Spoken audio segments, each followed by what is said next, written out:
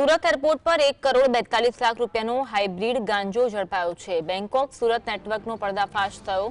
સુરત આંતરરાષ્ટ્રીય એરપોર્ટ પર Surat crime branch, custom અને સીઆઈએસએફની સંયુક્ત કાર્યવાહીમાં એર ઇન્ડિયા એક્સપ્રેસની બેંકોક સુરત ફ્લાઇટમાંથી મોટી માત્રામાં હાઇબ્રિડ ગાંજાની હેરાફેરી ઝડપાઈ। આરોપી જાફર અકબર ખાને એરપોર્ટ પરથી ઝડપી પાડી સઘન તપાસ કરતા તેના લગેજમાંથી 4 કિલો હાઇબ્રિડ ગાંજાના 8 પેકેટ મળી આવ્યા। આરોપીની પૂછપરછથી બેંકોકથી સુરત ગાંજો લાવવાના આખા નેટવર્કનો ભાંડો ફૂટ્યો। પોલીસે ગુનો નોંધીને વધુ તપાસ હાથ ધરી છે।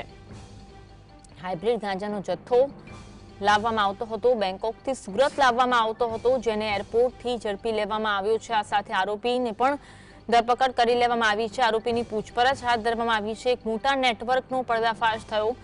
1,42 લાખ રૂપિયાનો હાઇબ્રિડ ગાંજો સુરત એરપોર્ટ પરથી ઝડપાયો છે। બેંકોક સુરત નેટવર્કનો આ ગાંજા ઝડપાવાથી પર્દાફાશ થયો। સુરત આંતરરાષ્ટ્રીય એરપોર્ટ પર સુરત ક્રાઇમ બ્રાન્ચ, કસ્ટમ વિભાગ હોય અને સીએસએફની સંયુક્ત કાર્યવાહી જોવા મળી અને એર ઇન્ડિયા એક્સપ્રેસની બેંકોક સુરત ફ્લાઇટમાંથી મોટી માત્રામાં હાઇબ્રિડ ગાંજાને હેરાફેરી કરતા નેટવર્કનો ખુલાસો થયો છે। આરોપી જાફર અકબર ખાનને એરપોર્ટ પરથી ઝડપી પાડી સઘન તપાસ કરવામાં આવી અને તેના પાસેથી લગેજમાંથી 4 કિલો હાઇબ્રિડ ગાંજાના 8 જેટલા પેકેટ મળી આવ્યા છે।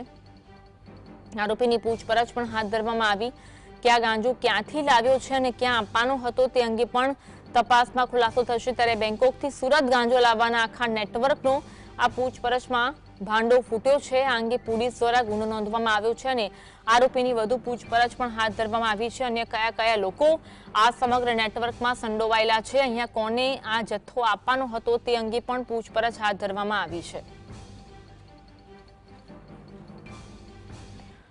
આજ અંગે વધુ વાત કરીશું। સંવાદદાતા સાહિદ અમારી સાથે લાઈવ જોડાયા છે। સાહિદ, સુરત એરપોર્ટ પરથી હાઇબ્રિડ ગાંજાનો જથ્થો અને સૌથી મોટું નેટવર્ક છે તે ઝડપી લેવામાં આવ્યું છે। આરોપીની પણ ધરપકડ કરવામાં આવી। પૂછપરછમાં કઈ કઈ વિગતો સામે આવી છે? બિલકુલ ચોક્કસપણે સુરત ક્રાઇમ બ્રાન્ચની ટીમ અને સીઆઈએસએફને મળેલી માહિતીના આધારે સુરત એરપોર્ટ પરથી હાઇબ્રિડ ગાંજાનો જથ્થો જે છે તે પકડી પાડવામાં આવ્યો છે। 1 કરોડથી વધુની કિંમત અત્યારે હોવાનું સામે આવી રહ્યું છે। જે રીતના એર ઇન્ડિયા એક્સપ્રેસની ફ્લાઇટથી સુરતમાં ગાંજો લવાતો હોવાનું માહિતી સામે આવી હતી અને સુરત ક્રાઇમ બ્રાન્ચની ટીમને મળેલી માહિતીના આધારે તાત્કાલિક ધોરણે ક્રાઇમ બ્રાન્ચની ટીમ એરપોર્ટ ખાતે પહોંચી હતી અને એરપોર્ટ પર પહોંચી જે ચેકિંગ કરવામાં આવ્યું હતું, જેની અંદર હાઇબ્રિડ ગાંજો હોવાનું સામે આવ્યું હતું।